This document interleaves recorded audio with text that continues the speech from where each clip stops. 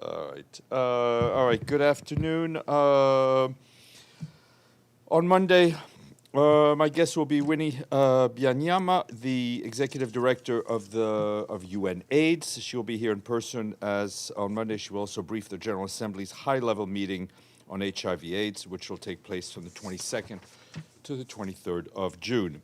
The Secretary General will arrive in London on Monday, where he will attend a series of events taking place during the London Climate Action Week. He's expected to deliver a special address on climate and energy on Tuesday morning, outlining how renewable energy offers the clearest route to energy security, affordability, and resilience.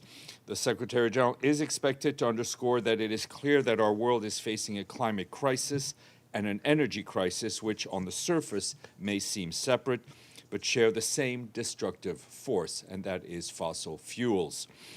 During his visit, the Secretary General will also participate in other events, including the Global Energy and Electrification Summit and the Local Leaders Summit, as well as the Climate and Development Finance Forum 2026.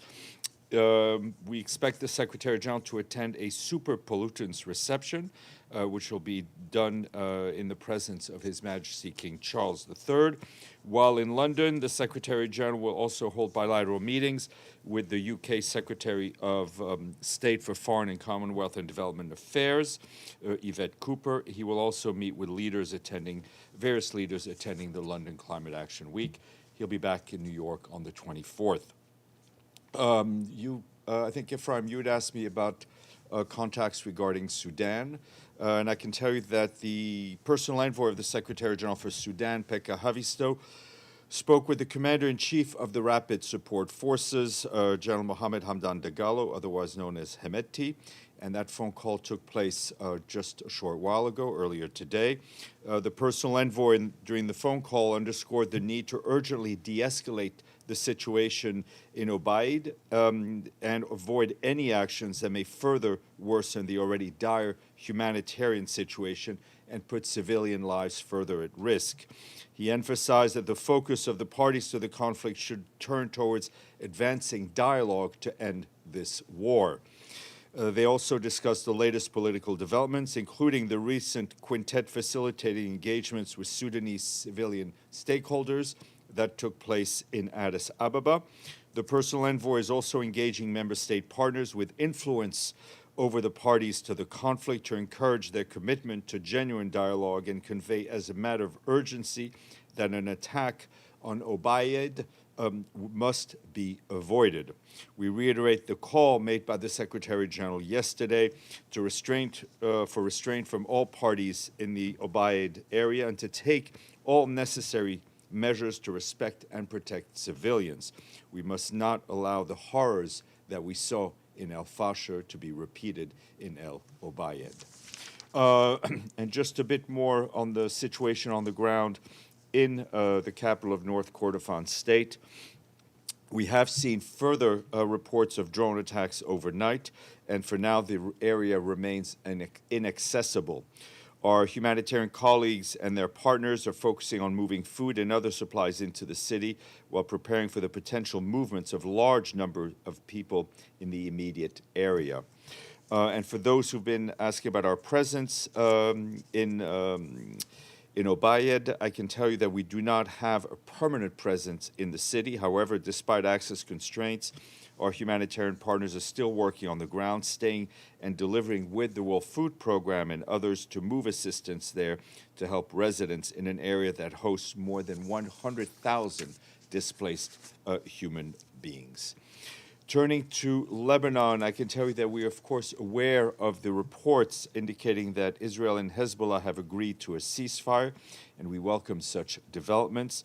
We continue to call on the parties to cease hostilities, respect existing ceasefire arrangements, and pursue dialogue as the only viable path to a long-term security and stability on both sides of the blue line. UNIFIL confirms that its own leadership is in constant contact with the parties through agreed mechanisms. Yesterday, UNIFIL detected 52 violations of the Lebanese airspace by the Israeli Defense Forces. Peacekeepers also recorded 217 projectile trajectories. 188 were attributed to the IDF. 29 to Lebanese non-state actors, presumably Hezbollah. From midnight until 4 p.m. today, UNIFIL peacekeepers reported a significant escalation with 748 trajectories detected. Of these, 695 attributed to the IDF, 53 to non-state actors, again, presumably Hezbollah, most of which were launched from outside of UNIFIL's area of operations.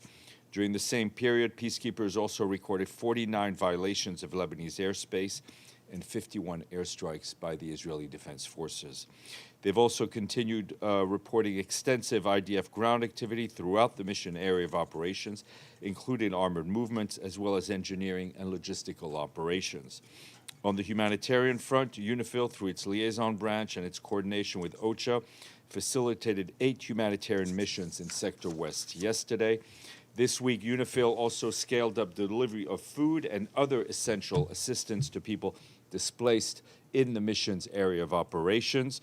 They're also currently residing, and also people currently residing outside collective shelters in various northern locations.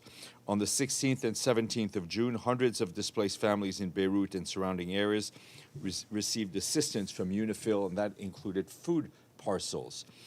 Our humanitarian colleagues warn that for many displaced families, ceasefire announcements have yet to translate into improved safety or the ability to return home or just stay home. People continue to flee amidst the ongoing insecurity. On the coastal city of Saida this morning, during a joint visit by the French and British Ministers of Development, who were joined by Imran Riza, the humanitarian and resident coordinator for the UN.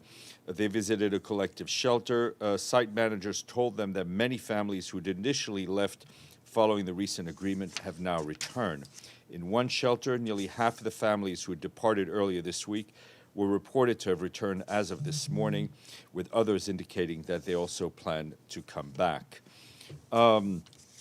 Turning to the occupied Palestinian territory, the Undersecretary General for Humanitarian Affairs and Emergency Relief Coordinator, Tom Fletcher, briefed the Security Council yesterday afternoon.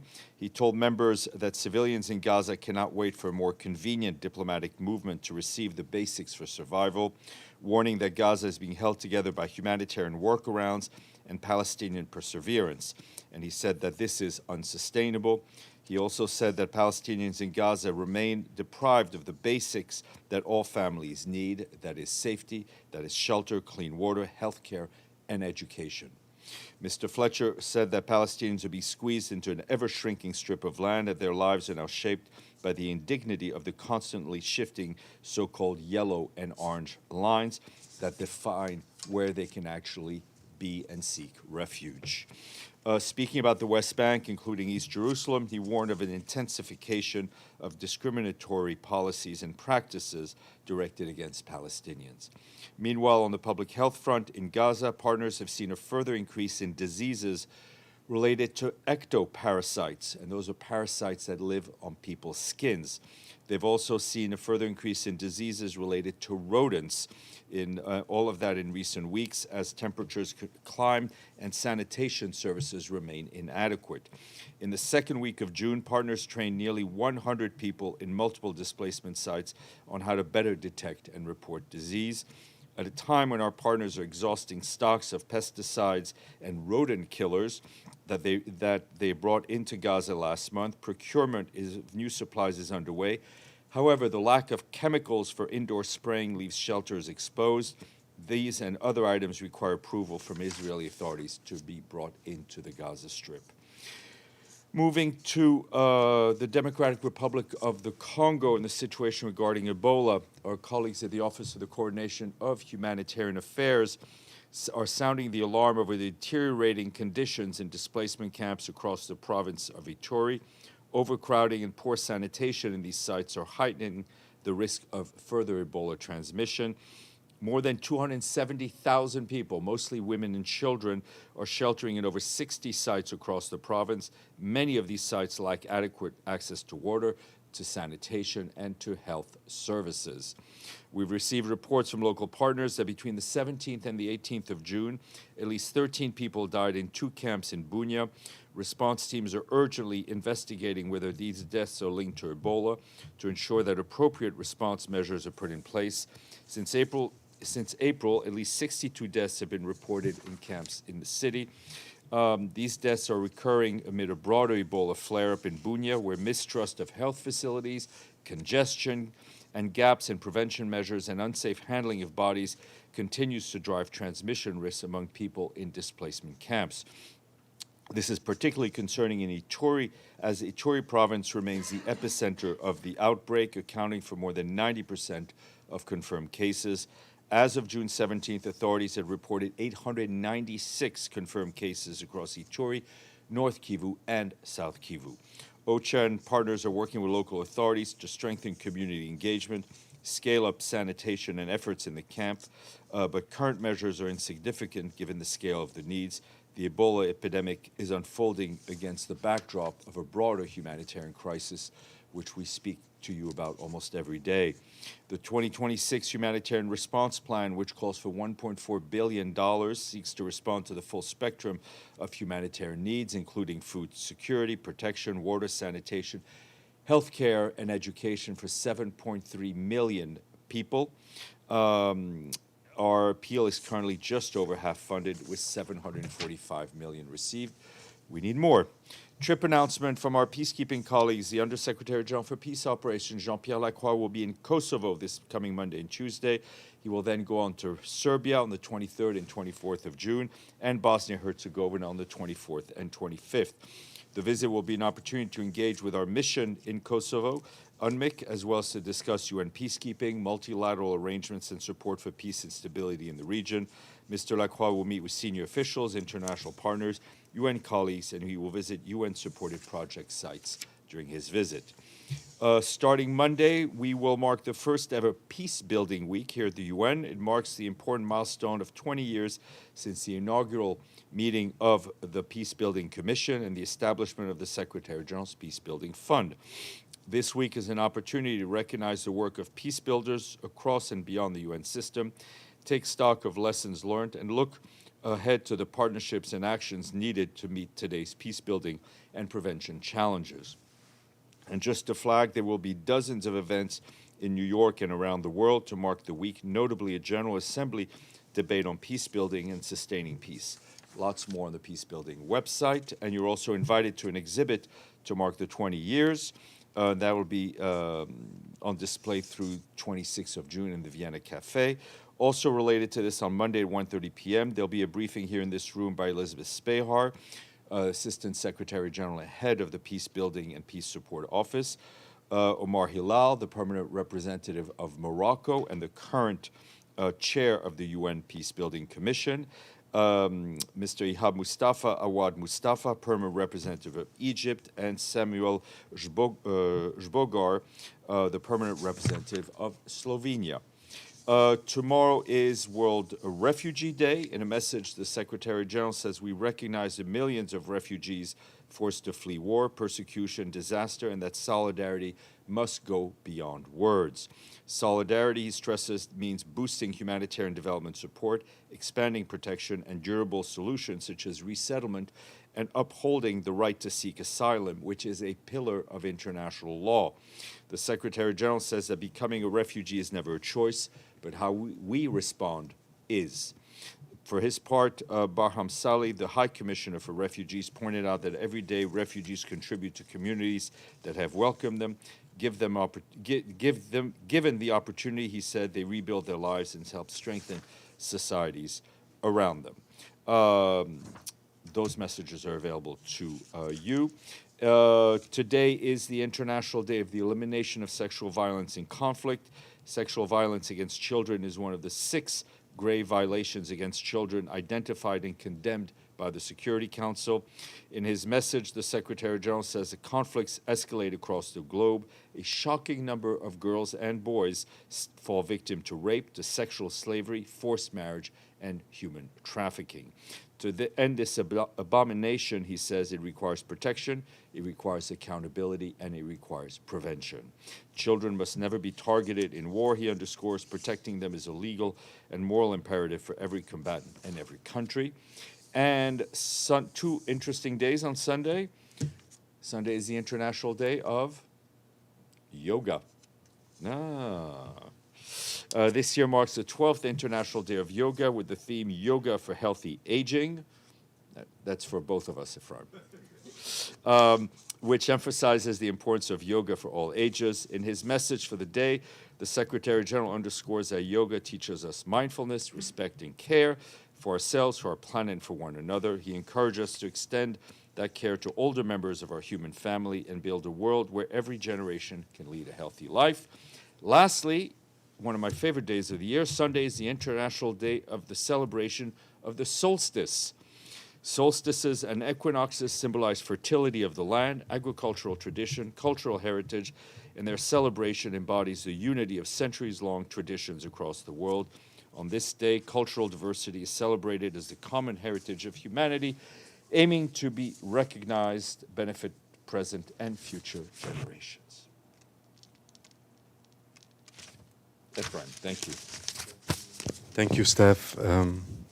I don't know if I'm mistaken, but I think I listened carefully to what you said, and you didn't mention the 50 people who got killed yesterday in the Israeli airstrikes across Lebanon. Do you have any comment on this round of fighting? We continue to condemn and to be horrified by the killings of civilians in Lebanon.